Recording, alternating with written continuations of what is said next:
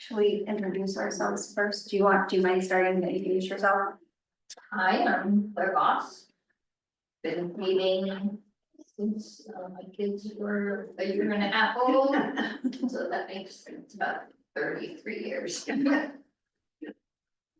Linda, Susan Hodge. Gibian. And I'm Jen. And we were asked by nominating, was it nominating? It wasn't nominating. I can't remember who asked us. Somebody asked nominating to have a meeting on clerking. And so Tom and I partnered together, and we're going to do kind of two parts. The first part is just gonna be on the role of a clerk, and then the second part is going to be on when things are difficult, navigating those spaces. So, hi Alice. Hey, sorry. No, you don't need to apologize. So I'm on the first part, so I'll start us off. Get my slides forward. Talk about yourself, while I get this to work. Okay, so our goals are just to understand the roles and the responsibility and practice techniques for facilitating, particularly around consensus-based decision-making. And as always, uphold the Quaker values, and looking at, a lot of what we came up with was through the lens of the clerks meeting last week and talking about the vision of the meeting. So, very much rooted in that. We had our moment of silence. So we just wanted to think a little bit about what clerking is, and I'm standing only because I started work at 4 this morning. I've been sitting the whole time, so I just need to stand for a while. I was working in another time zone. So just thinking about the clerk as a facilitator and guiding the meetings, and thinking about the clerk as, somebody said to me, Earl Harrison, my first head of school, said, well, described clerks as the people who build the fence. And inside there's rich conversation and rich things happening, but that our job is to always maintain the fence around the conversation. I grew up on a farm, so that particularly resonated for me. And I really liked the vision of that, and he went further to explain that, you know, as a clerk, we're supposed to always be mindful of what's happening inside, but not to be in the inside. And we're supposed to just always be looking at the bigger picture, which that metaphor has really helped me over the years as I've clerked different conversations and find myself personally in the conversation, and then reminding myself as a clerk that my job is to, my role is to be more big picture. So we really wanted to think about how we're focusing on clerking through the divine will and thinking about it as a spirit-led process. I think a lot of times clerking is approached from the perspective of a role or a task and not as part of the ministry of the meeting. That when we're clerking, we are serving the meeting in spirit-led work, and really wanting to always be rooted in the mission of the meeting and what we're doing. I'm curious what you all are thinking as you think about clerking and this, and thinking about it as spirit-led. My motto is invite the elephants in the room to tea, so I always welcome elephants.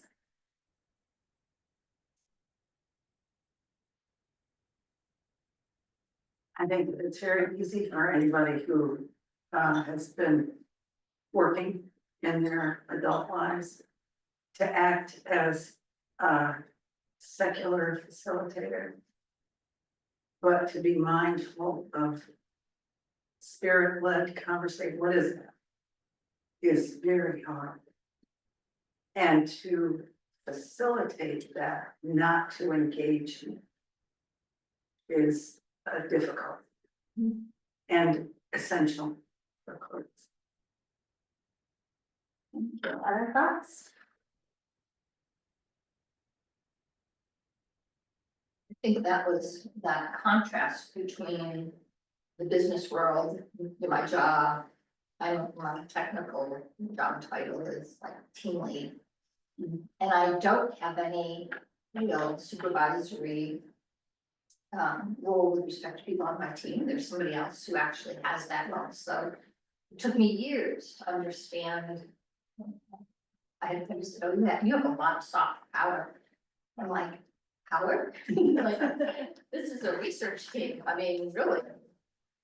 So but then going from that to, so I was on the BYN camping program for 6 years, and watching, there was a clerk and a co-clerk So that was a really nice, I mean, maybe that's something you're getting to, that's really nice because it gave each person a chance to switch off and not always be on the outside, but like alternate, you met us, right, so alternating, being in and participating and being clerking. And so just sort of, that was my first major involvement, and I didn't really, didn't really, sort of like the rules of the road weren't set up for somebody coming in new and not knowing them. Yeah, at the school, we always had, for our meetings for business, we always had a clerk and a co-clerk. And the clerk was there longer, so then they'd move into that role afterward, and I have since incorporated that model into, I'm the chair of an equity committee for an association and asked them to name a co-chair with me being there a year longer, so we're mimicking the model, but it's not in schools. And it feels so much more powerful to have a co-clerk to bounce things off of, or to say, hey, you know, you're going in a direction you shouldn't go in, or whatever it is. It's an empowering place to be.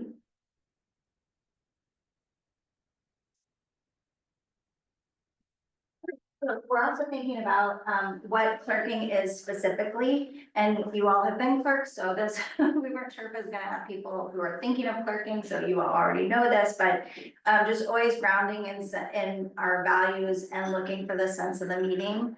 I've done workshops with people who are clerking, and that's been the thing that they've over and over again said is the hardest, is to gather the sense of the meeting, especially when there are voices that are louder that seem to be in a different direction. And so how do you empower, how do you listen to them and listen to everyone while also honoring where they are? And then facilitating meetings and to serve the group impartially. And this is something that I've also heard from a lot of folks in clerking work, is that it's really hard to serve impartially. So a strategy that somebody gave me was to name where you were personally led in the conversation to a co-clerk or to somebody else prior to the conversation, so that you can at least feel welcome.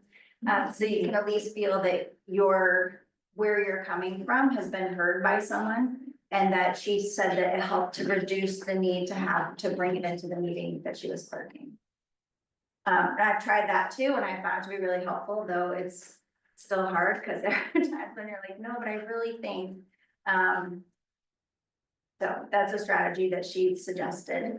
And I wonder if anyone else has any other strategies for any of these, and particularly the one that we hear a lot, the two that we hear a lot are challenging, of listening for the sense of the meeting and being impartial in that space. That suggestion that you just made, that you actually bring forward and say it out loud, not to the group, never to the group, but to another person, so it's out of your brain, it's out of your mouth. That's, I think, a profound suggestion. Yeah, me too. And that's where having a co-clerk is really nice. Yeah. Any other thoughts? I can give sort of an example of how I use some of these things in my other life. That's great. So I'm like Claire in an engineering kind of technical field. And even though it's not, a Quaker, I'm not beginning of years Quaker, but I apply these same things to the meetings that I run, especially like if we're troubleshooting an anomaly on the spacecraft or a problem, and we're trying to figure out what it is. It's practice to give all the information that we have, and then to listen to everybody and put their ideas of what might be going on, what we need. But I always make sure that everyone has gotten a chance to say something. Just going around the room, just saying, if you have any fixed, they can say no. And then, sometimes we get some crazy ideas on which are not necessarily crazy. You give equal, uh, hearing to those things as well. Because many times those are the actual things that bring forward the actual problem that we're having. So I think it's really important if you're running a meeting, clerking, that you have really good listening skills and also poke at those things that might not seem important at the time or obvious at the time, but to make sure that you hear in depth where that other viewpoint is coming from. I've been kicking myself many times for meetings I held where somebody said something that I thought was totally off the wall. And later realized how insightful that comment was. Totally, one thing I do is. I work with about 10 people, and they're all in their 20s to their 50s and 60s. I ask everybody some initial questions to write everything down on the sticky. And so there's a lot of silence at the beginning of my meetings. It's the sneaky way of calming everybody down. And I'm always amazed because I hate that kind of task myself. But it really focuses people really clearly on what I put forth. And then we put the stickies up on the boards, and then that way I can make sure everybody gets up and says something about what they've put up there. And it's, there's always people who volunteer to go first, and there are always people who don't want to, but it really does, seems to do a much better job of explaining, especially in my group, because there's just a couple of women and the rest are all men who are 500% self-confident. It's a method, but it's like behind each method is sort of like, okay, that is everybody calm down, they're off the phones, they're actually writing, which seems to trigger something else that I think is wrong. Most of my work is not in Quaker communities, but I use Quaker practices in all of my work. And one of the things that I've taken to, because I do a lot of diversity work and lately a lot of work around polarized conversations, is explore the what ifs. So we'll pick three, the group that I'm working with, and we'll pick three of the ideas that just seem a little bit out there and spend 5 minutes on what if we did this? What if we decided this was our plan? What would we need to think about? And I have found that, first of all, the ideas that seem way out there, so often we're getting such great content, such nuggets of wonderfulness out of them. And then also people feel heard, but it also just switches us to have to think more creatively. Automatically, your brain goes to creative thinking instead of problem solving. So the what ifs are a way of exploring that, especially because I work a lot with kids. So there's no idea that I can act like isn't a great idea. So, the what ifs are really helpful. Welcome, Lynn. All right, so. We're just gonna, Jen, are you gonna talk about listening? Listening, we can. So fundamental in Quakerism, but fundamental in clerking is not just the ability, but the practice of listening. And I'm a coach, an executive coach, and one of the things that we learned centuries ago is a method of listening. So you listen first for information, or whatever it is. You listen second for knowledge. Well, what is it you're gonna know from this? And does it make sense to you, and how are you fitting it in anything that you think? And the last thing you listen for is understanding. How do I feel, oh my God, about what was just said? And how do I want to use that information? It's level. And if you do that, if you practice it even right now, today, if you just practice it, it's insightful. It's helpful. Especially if you're anxious for any reason, or your role or the content or conflict. Can you repeat them again? Just so we have them fresh in Yeah, minds? sure. The first one is for information, facts, give me the facts. The second is for knowledge, I call it knowledge. It's the integration of what you just heard with something that you already know. You could move that to skill if you wanted to, but that often doesn't happen. Even learning, Sorry, even learning. yeah, It- yes. It provokes Yes. learning. Provokes learning, absolutely. I like the provoke part. I mean, it does, it solicits. Mhm. And the last is understanding what you have just integrated in a way that is going to allow you to put it out. How are you going to put it out? Maybe with disagreement, maybe with agreement, maybe without either of those, maybe with neutrality. But how are you going to articulate it to somebody else next? So when you're facilitating, that becomes really critical. The hearing part, the listening part, you said that, hearing. It's kind of like those, talking sticks. You've done that. Oh, yeah. Where when you Yeah. have a talking stick, you're talking, but everybody's supposed to be listening and not preparing to talk. So kind of like what you're saying, the first couple stages. Because sometimes you're not listening because you're busy preparing. Yep, getting ready. Building off that, something I like to think when you said, when you're anxious, we know that when we're anxious, we tend to fill space with words. We just go on and on and on, and the other person stopped listening a long time ago. Except they'll pull provocative words out and make a new sentence out of them. So I like to think about, responding with one sentence when you're at all anxious. Like a legit sentence, beginning, middle, and end, not a run-on that goes on and on. And then you listen, and then you can respond with another sentence, and you just keep going. And I have found that, in my practice and practice with teachers, our cadence tends to slow down and our voices go down, which are both messages to the brain that we can calm down.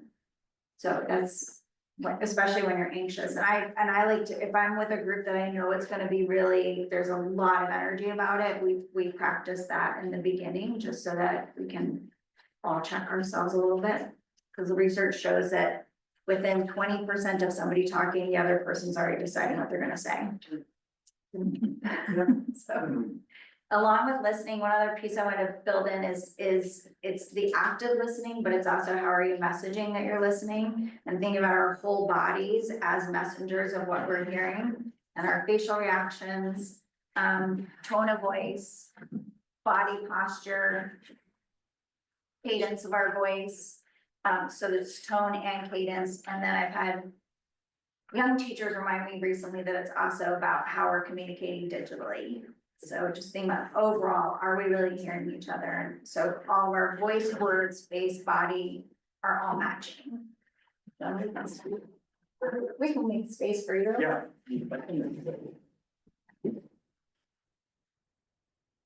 Welcome. Just as a reminder, I'd love for somebody to read this for us, if you don't mind. Although it might be kind of hard with this light on the screen. Is anyone willing to read this for us? Clerking is a role of deep service, requiring both practical skills and spiritual discernment. By embracing Quaker principles of silence, humility, and respect for all voices, you can help guide your meeting through challenges and toward unity. As you grow in your clerking practice, remember that the heart of Quaker clerking is the pursuit of truth, guided by love and a deep respect for the divine presence in all. Jen, I need that quote, please. I will give it to you. Thank you. Yeah, we all do.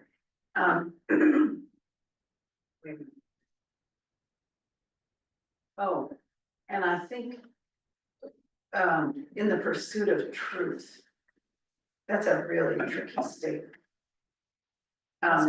Because the other piece of what we as Quakers believe is the continuing unfolding and understanding of truth, continuing revelation.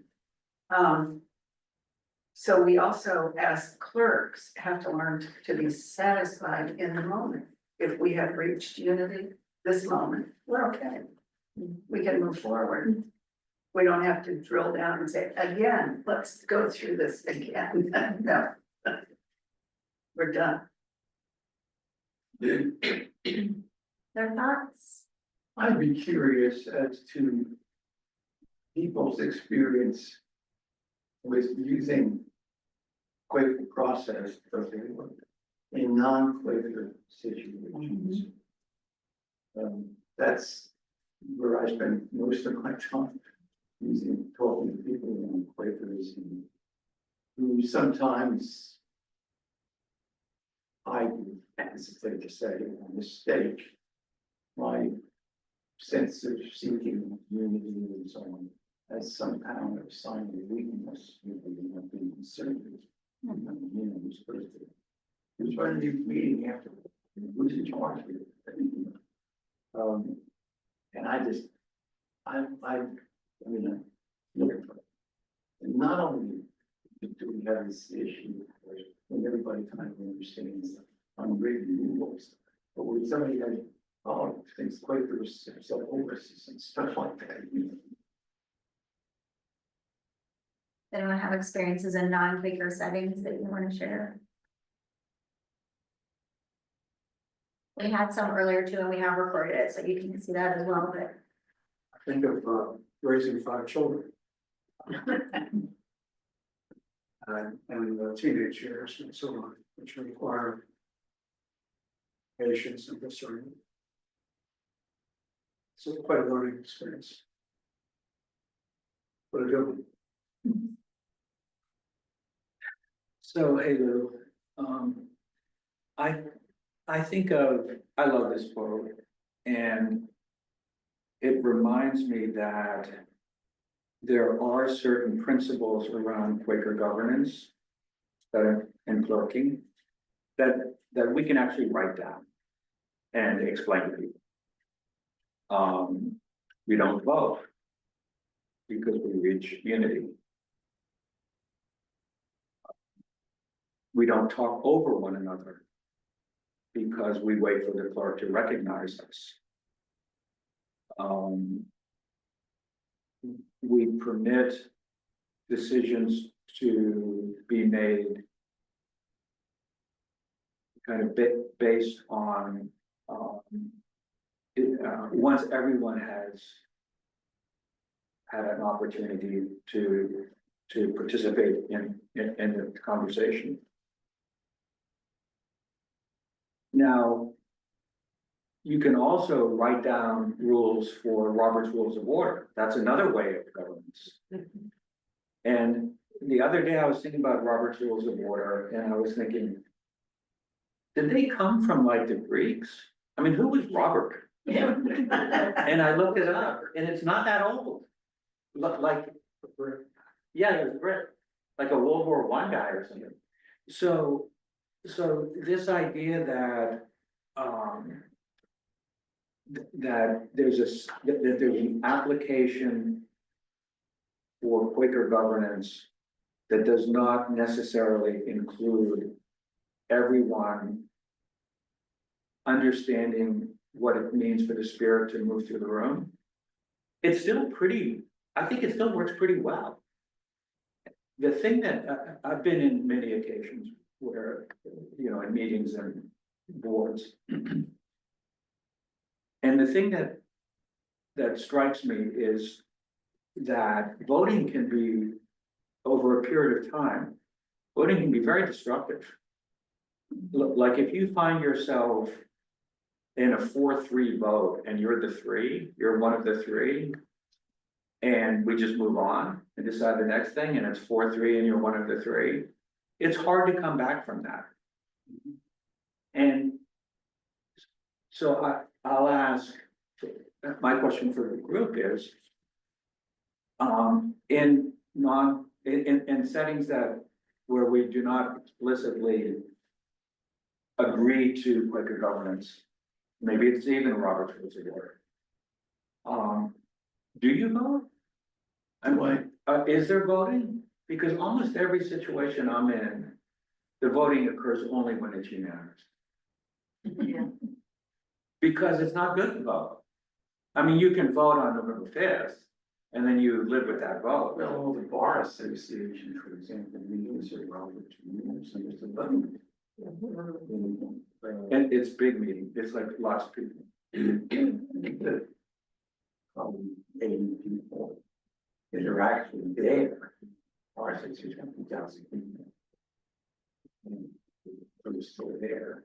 Yeah, And somebody wants this and seconds it, so there's a vote, it's a discussion, and all those in favor, was a vote, yeah. somebody moves the table, or that kind of stuff.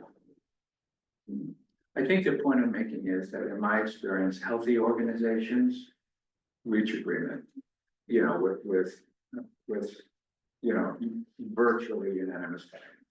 I mean, somebody could, and they wouldn't put it this way, but somebody could stand aside. Every once in a while, somebody will, you know, I'll have to leave the meeting if I don't get my way, kind of thing.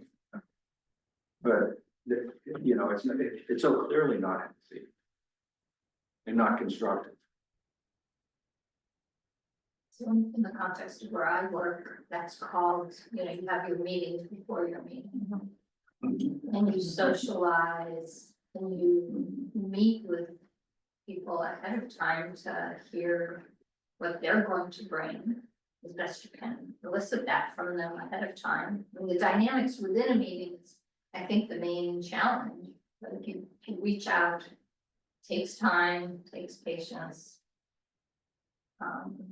And being organized, like keeping track, oh yeah, that's, and sometimes even, you know, doing a fair amount of background training, like what words to choose when you're actually presenting. And because when you talk to people ahead of time, you discover some words are just very loaded for historical reasons that you may have never known about, like before your time. So anyhow, the meeting before the meeting, so that when you actually do have the meeting, there's a sense of people coming together. Susan? So the organization where I work now, we tend to do things by unanimity. The only time we hold votes are very silly. So we were trying to pick a tea that was going to be on our gift card. So we had a cinnamon tea and a licorice tea. That was the only time we had a vote. And even then, there were feelings when the licorice people got voted down. You know, I love that you brought up listening. And the cousin to listening is talking, right? And how we express ourselves in a space using Quaker governance is so different than in ordinary life, in my experience. And what I mean by that is, often in ordinary life, the purpose of speaking is to persuade.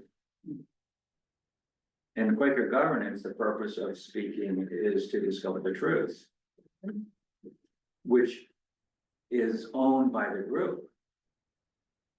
So when you speak, you're putting a perspective on the table that then becomes something for the group to resonate with or to. So I've become, as a listener, I'm acutely aware of how people use words and rhetoric to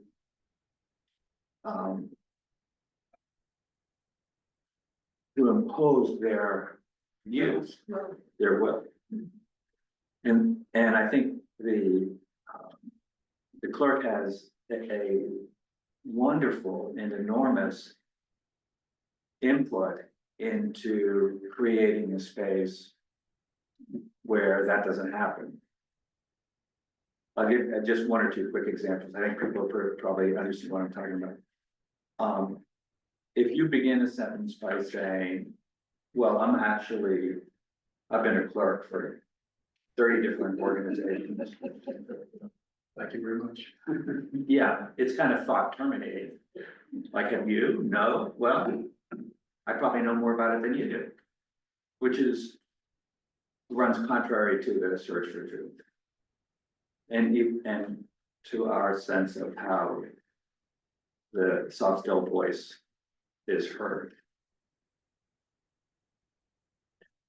One of the things that I've done is I've purged my vocabulary of the word very.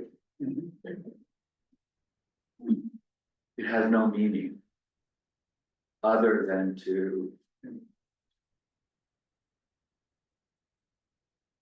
dominate the space.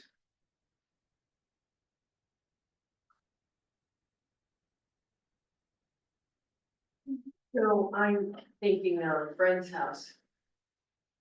We've struggled with this friend's house on the board. You're on the board now. I was on the board for a while. When I was on the board, we were all Quakers. Now there's other than Quakers on the board. But then we struggled with that there. And then in Residents Association, when we became a 501c3 and wrote our own bylaws and our own procedures, we struggled with how much of the Quaker process are we going to adhere to? And it just came up again. So that was 7 years ago, I guess. Now we have a new group of people who've moved in, a whole bunch of new people. And so it's how we're governing ourselves has come back up. And it's really hard. So we try to adhere to the principles of Quaker governance without imposing our Quakerism on the community, because we have mostly people who are Quakers in the community. So it's, and we just had this discussion about Robert's Rules of Order online. It was a big discussion about whether we should go to Robert's Rules of Order. We explicitly said, no, we wouldn't do that. And in the procedures manual, it says that, something along the lines of the sense of the meeting. And we only vote in the most extraordinary circumstances that we might have to, like, and we haven't had a vote in a long time in the association, that I can remember the whole time, even though it was in there, and it was in there for the people who don't understand their Quaker process and the people who were just advocating Robert's Rules of Order have no clue about our Quaker process. So clerking, our residents association or clerking in the board when there's not all Quakers there is a challenge. Big challenge.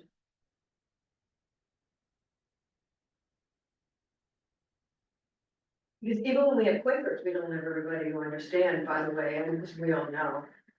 I understand, I mean, meetings for business. There are people who understand sense of meeting versus consensus. But I'll tell you what I struggle with, and this is way too big a discussion, but it has to do with leadership and governance, which is what we're talking about when we're talking about clerking. And that is, I have difficulty sometimes discriminating between democracy and Quakerism. I really struggle with that because I see the Quaker influence in the formulation of democratic thinking and doing. And I see the effect of democratic participation on Quakerism.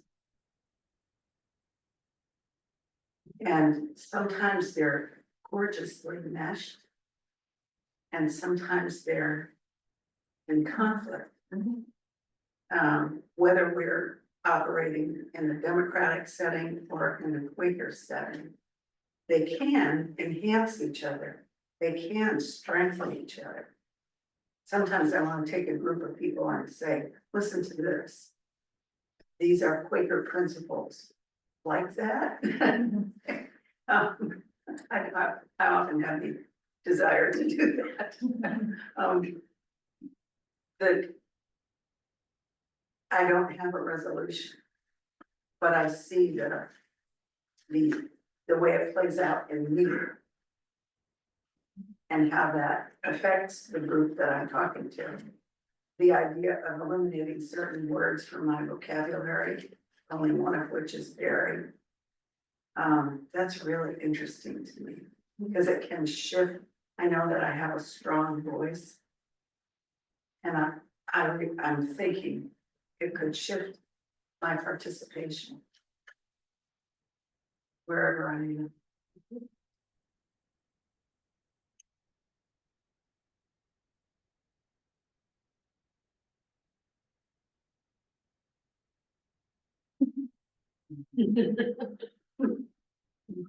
Leading right in the sense of the reading. Yeah, I was struck by what you were saying, Joan, about, because it relates to sort of the existence of a social contract. Like we were saying, Robert's Rules of Order is actually Social. a rule book. Right. Quaker governance has rules also, that's, that we've been speaking about. But there's a social contract in both scenarios, I'm sure. But I think about it in terms of Quaker governance, that a social contract requires people to sign up to it. So, in a school setting where Jen and I have worked, you have people like your friends have, who, families who, well, I'm here because AP physics, that's really what. Yep. And then, you have a group of people who are like, I don't care what they teach you or not, this is a Quaker school, that's really all I care about from the kids. And you have to get that to match. And so this idea that, it takes work, you're talking about continuing revelation, and Joan was talking about new people coming on the board, it takes continual revival and restoration, And to education. deepen an education, to deepen the commitment and to strengthen the contract, the social contract, that this is who we are. And this idea that you used the word, it popped out right at the beginning for me because I think about it too, is sort of the you said secular, the secularization of Quaker process. We kind of observe that in our own meetings sometimes. We feel strongly about wanting it to go in a certain direction. That results in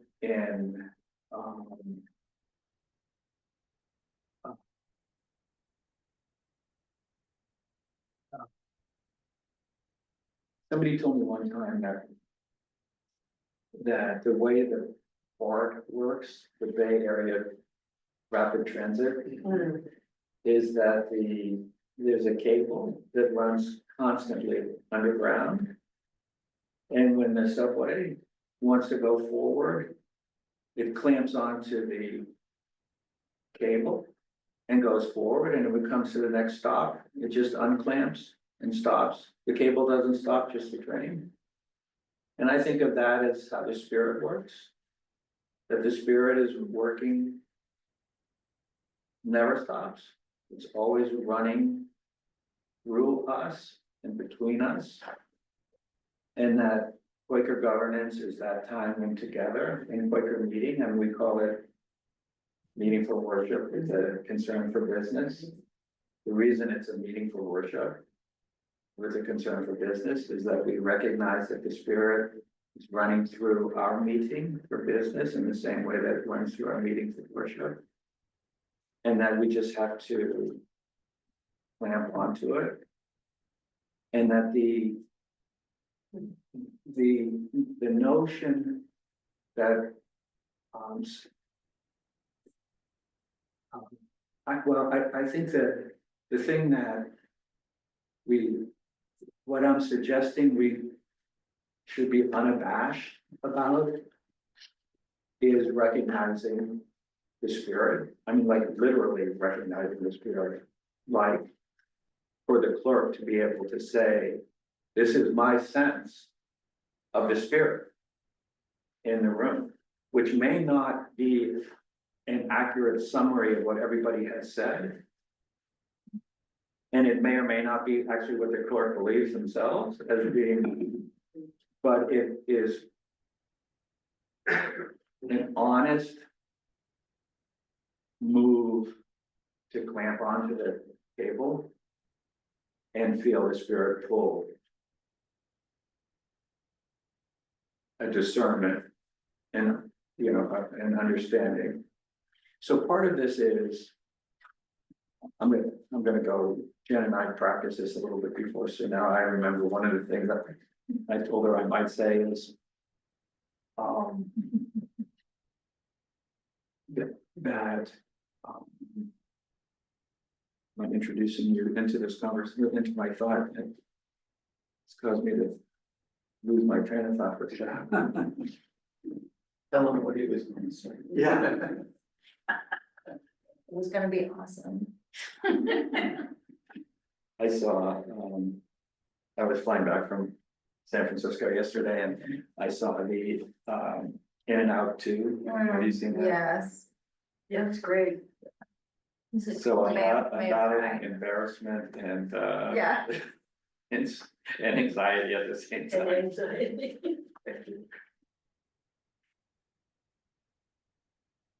It'll come back to me, please, could somebody, Yeah, you just have to let it go, yeah. and then it comes back from experience, I know this. Sometimes it doesn't.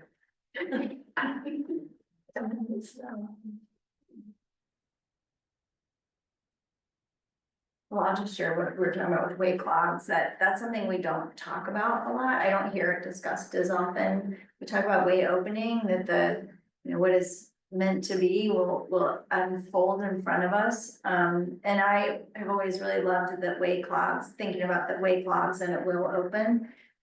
Because it,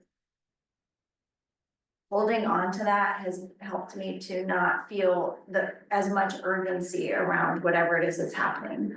It's just, this is it's weight clogging right now, and you can be sad and upset and disappointed and all of the things, and it may be a loss. But it has helped to diminish the urgency, and our biases flourish when we're in a hurry, so hopefully it diminishes some of our biases in those moments.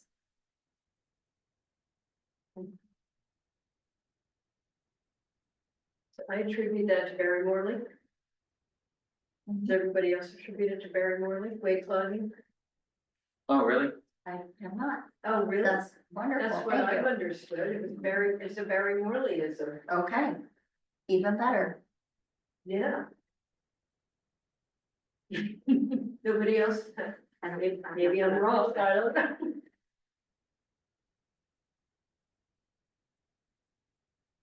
I think that, when weight clogs, there's an acceptance that we're just not ready to, know what the sense is or how to move forward. And if you recognize that, it gets rid of that fear of being clogged. So I think too that, kind of a moment ago, I was speaking about sort of finding the truth and the spirit, you know, being led by the spirit. When the way clogs, it seems to me, and I'm not sure what sort of the Quaker vocabulary would be around this, but the conflict resolution vocabulary around finding common ground and building bridges. So when things get clogged up in any setting, I know this happens in work settings too,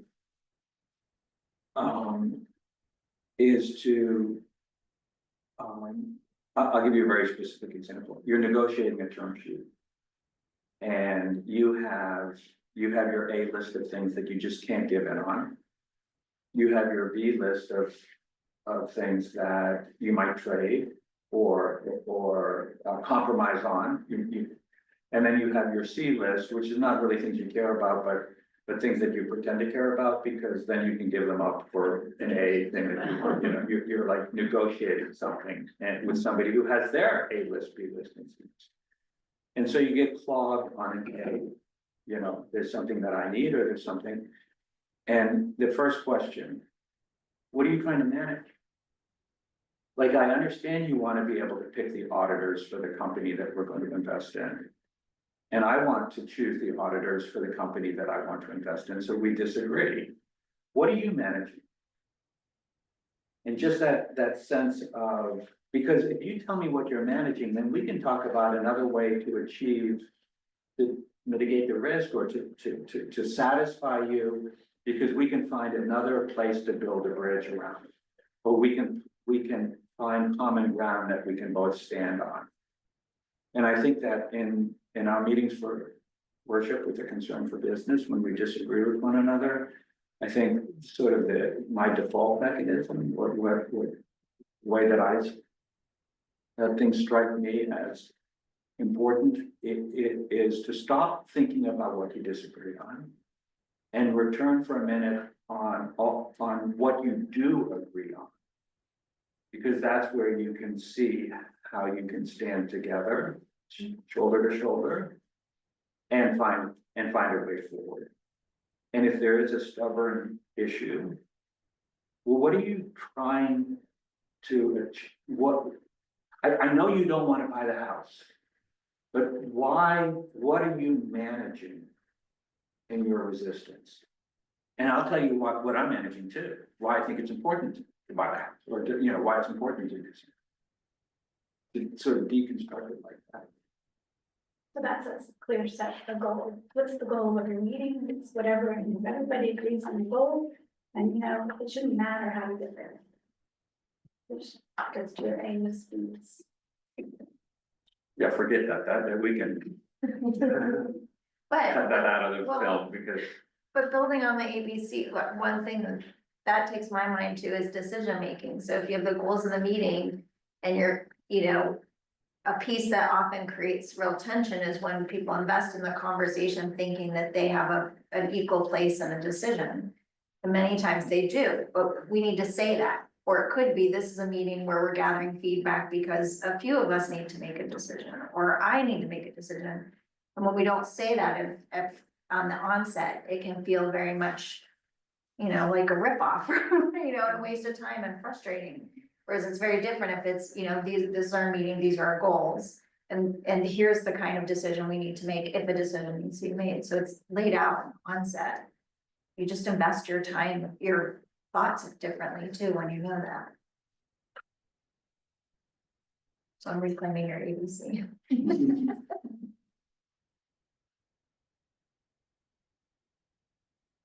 Jen was saying one of the things that she's been working on in this political environment is bridges. Mhm. You know, talking across the divide. Yes, Is that the way yeah. to put it? It's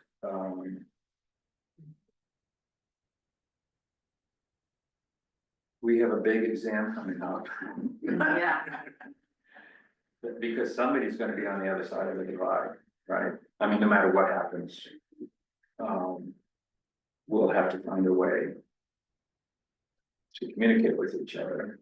You mean on the sixth? Mhm. Afterwards.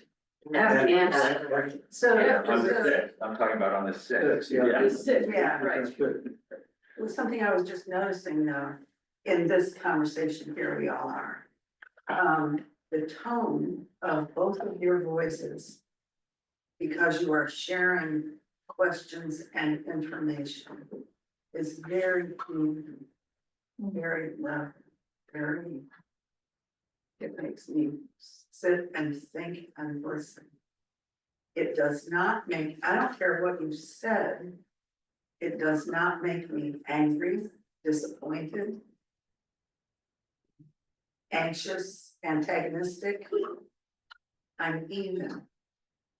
Key. As a, if that reminds me, I'll just share an anecdote about having been, I work at a school. Our school, that sometimes parents an occasional faculty member, but generally it was parents, rarely a grandparent, because they understand much better than parents. That they'd get mad about something, legit, and they would wanna come talk to me, and they'd come in ready for bear. I mean, like screaming. And it would go on for a while, and then I would say, do you want your voice to be heard? My God, I do, that's why I'm here, I'm telling you.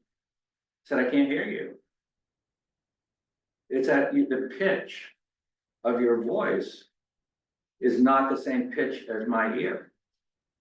You have to bring it down. Nobody can hear you. All they can hear is noise. They can't hear your voice. And it's remarkable how people get that. Because they want their voice to be heard. And you need that's part of the discipline, the boundaries.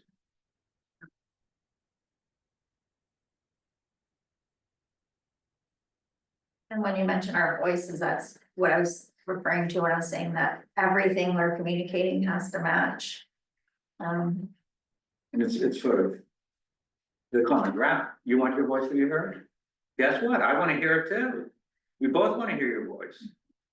So make it so I can hear your voice.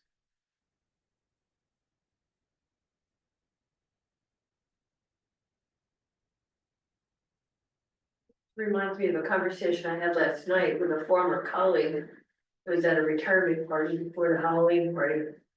And she's Iranian.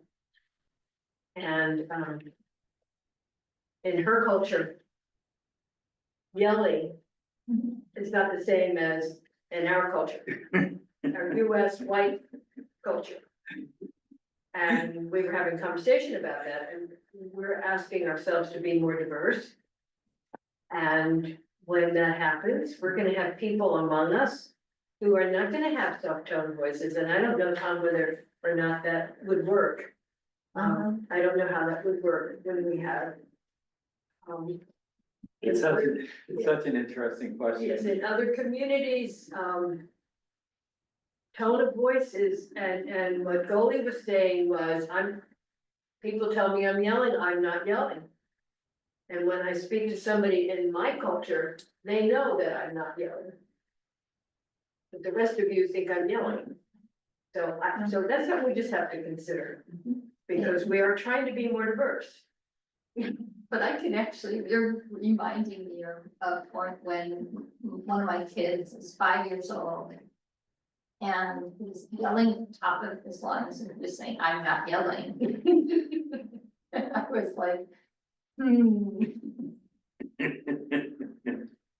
So this is sort of his own, he's 5 years old. But it doesn't even have to be cross-cultural. Yeah. But when you're a clerk, it matters. Your awareness matters, your ability to fluctuate matters, your capability of listening matters, your hearing matters, and your response to tone really matters.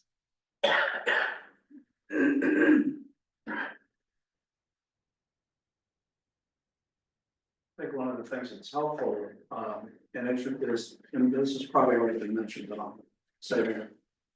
Is that in introducing a subject, it's best to first state what the common goals are that you know are supported by the people you're speaking with. Instead of starting out by saying, well, we have two different points of view here. Yeah.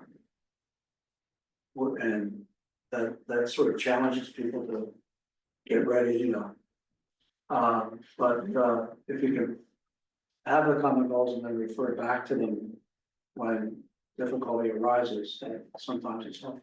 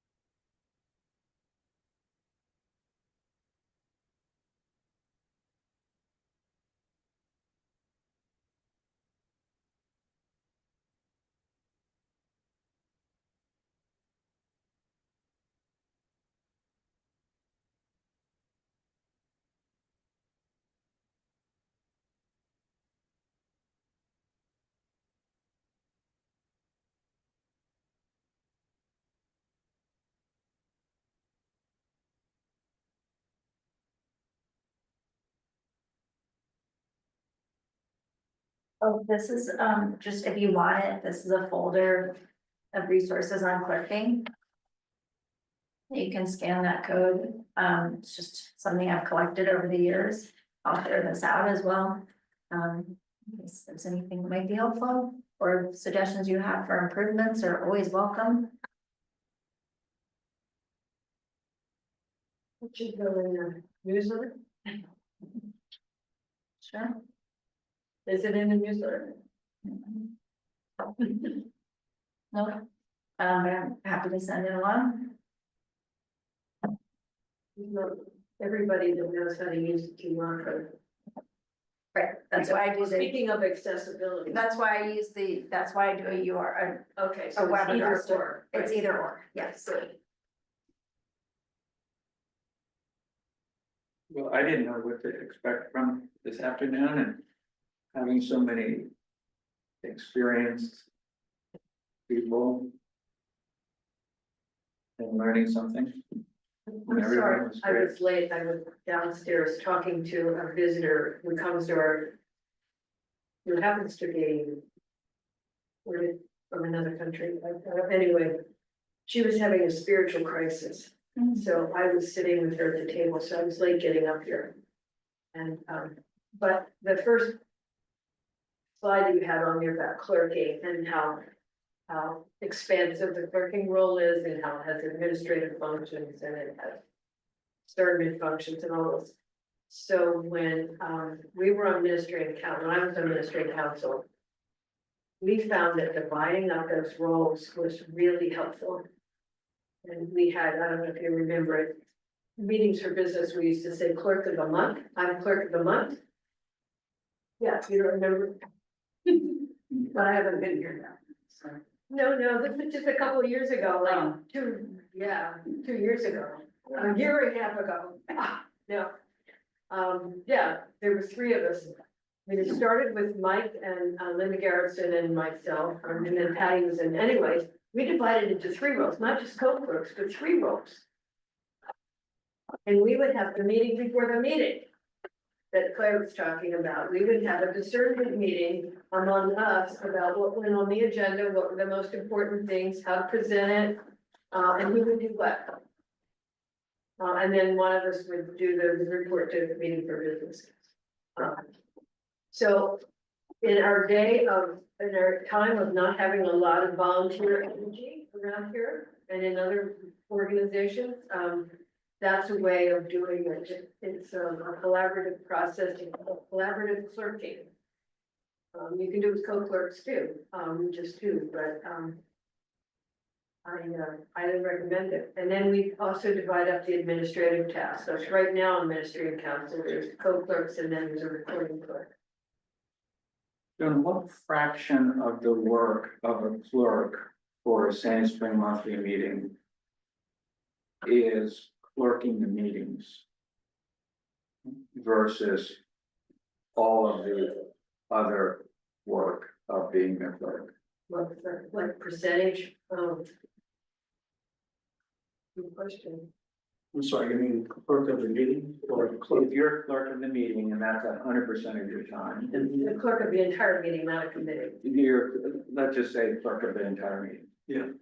Because nobody wants to be clerk of the entire meeting in this era. That's right. I see it as a lot of administrative work. That's sort of what I'm asking. How much of it is it 90-10? 90? Jonathan. Yeah, it's hard to know without talking to them. I had that conversation with Jonathan when I was asked to be clerk of the meeting, and a lot of it is administrative. Meaning it happens between meetings. Yeah. And yeah. And you're asked to come and meet on all these other committees and consult with people and then organize the agenda. Yeah, it's a lot of administrative. There's not much time for spiritual work, which is what we're about. Finish.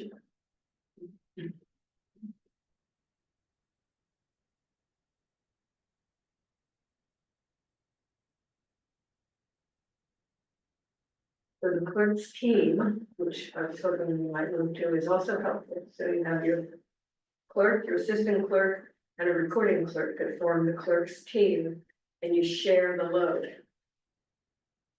And it helps. And Jim. Now we have Jim, we're meeting coordinators, so we have 4 to share the load. I would say there's probably 5, who's the 5th?5. Whatever Rosalind's functioning as. Yeah, newsletter. So I think there's 5. And it depends on how the clerk leverages the gifts of the other 4. And I'm sure that changes based on who is occupying those roles. So I don't, it's, you hope that the clerk doesn't feel alone. You hope that the clerk feels supported. But it does seem to take a lot of time, especially for a meeting like this, so many committees, so many, I guess, profound questions and growth of the meeting and diversity, all those great things that are going on that require a lot of discernment and time.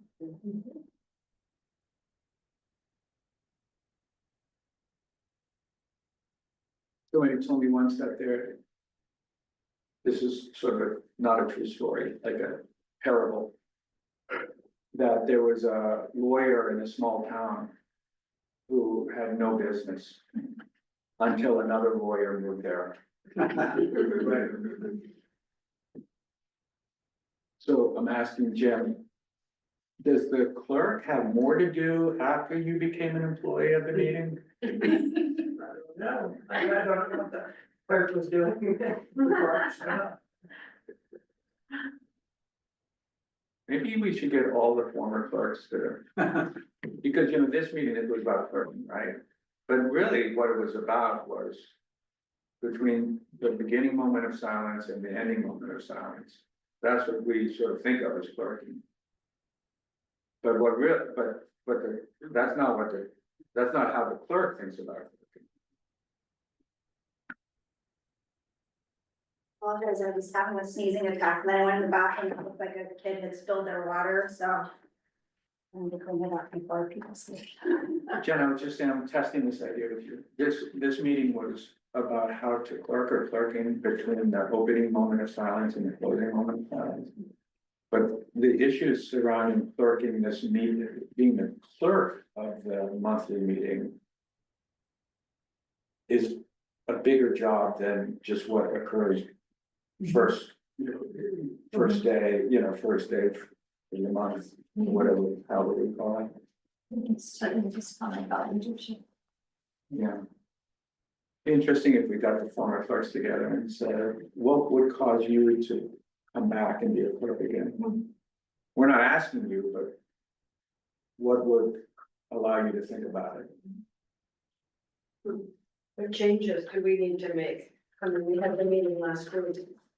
And we're not very good at changing. And keeping up with the way spirit is moving among us and how things are changing. And so I don't think we've changed the clerk's role.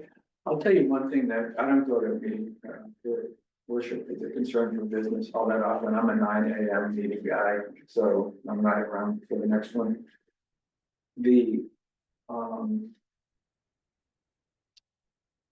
When we read the minutes out loud, that drives me nuts. Yeah, Nuts. me too. I mean, I just, it makes me crazy. Because it's disrespectful, in my view. I can understand that when the meeting was composed of people who maybe couldn't read or couldn't see or couldn't, you know, at a different era. Before the internet, before the mimeograph machine and all that. But now it's, you have to say, I mean, it's quaint, but that doesn't get me all the way there because I'm in a hurry. Not a hurry, but I mean, it's not the only thing I'm doing today.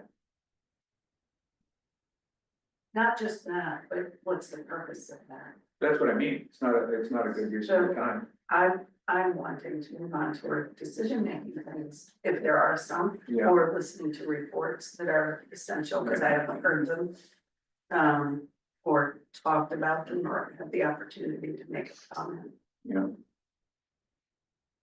So one of the purposes is if there's a mistake made in the recording, that there's a chance for the meeting to correct that mistake. Well, the way we do it at yearly meeting is we read the minutes at yearly meeting as things happen. And That makes me even crazier. there's another way of doing it, and that is only reading minutes around decision making. Yeah, That you save to make sure that that everybody agrees that the central meeting is being recorded as we understood it. That's another way of doing it, but Rich, you can still talk about making these changes we're doing. Can I say a really famous thing? Don't yell at me.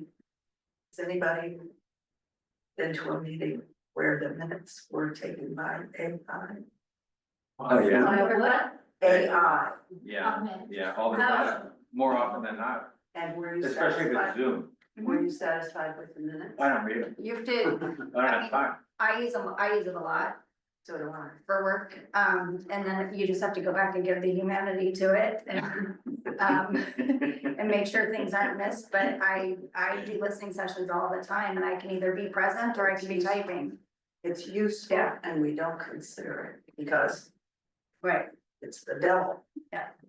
But has anybody ever brought that forward as an option? I haven't had the courage. Have we ever brought forward changing the way we run our meetings for business? No, I mean, not in my memory. We can't decide on what to do about our committees that we've been talking about for 10 years, so You know, the expression, if it's not broke, don't fix it. no, Broke. it's broken, it's very It broken. is broke. But we won't If you can't recognize find it's anybody to broken. do it. It's time for what we call a come to Jesus moment. So, I'm sorry, I need to leave, but I don't wanna. No, we need to leave too, so, we got off on talking about other things and I got to cleaning the bathroom, so there's. There you go. I just- Yeah, one of us Envision gets something, one of us gets something done. I can just envision someone falling, I couldn't live with that. So, can we just close with a moment of reflection?